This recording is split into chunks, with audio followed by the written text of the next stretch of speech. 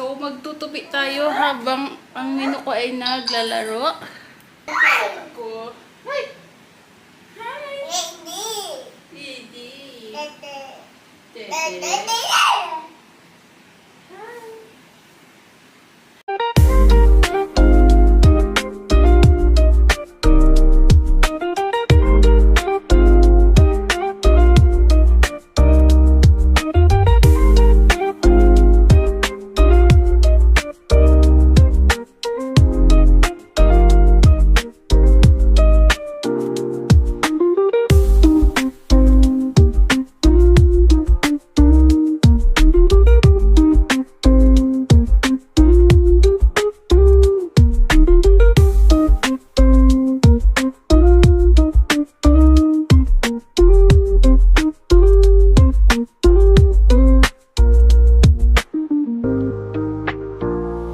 A few moments later.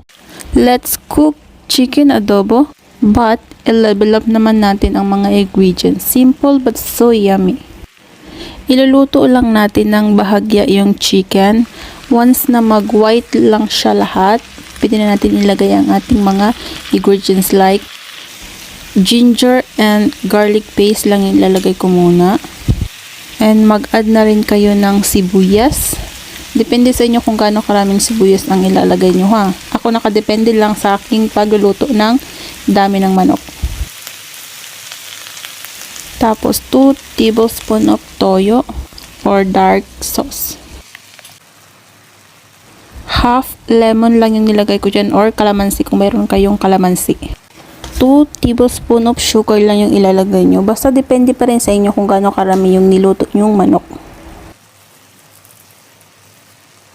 Mix well para mag-combine yung mga ingredients na inyong nilagay.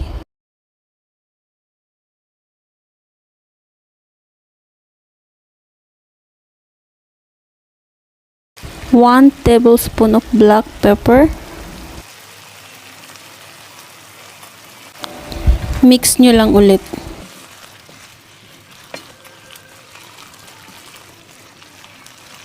Cook for 5 minutes.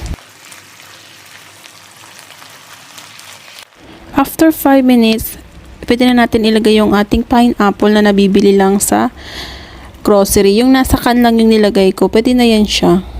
Kasama na yung juice niya kasi yun yung pinangkang gravy natin sa ating adobo.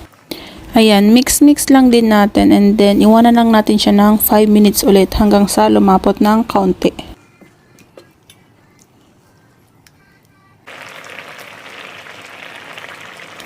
Optional lang yung paglalagay ng sili kung gusto nyo ng maanghang o hindi. Ako kasi gusto ko ng little spicy. So, naglagay ako ng chili green.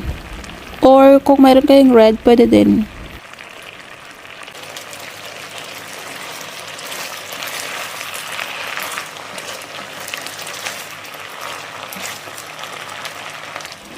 Okay na to.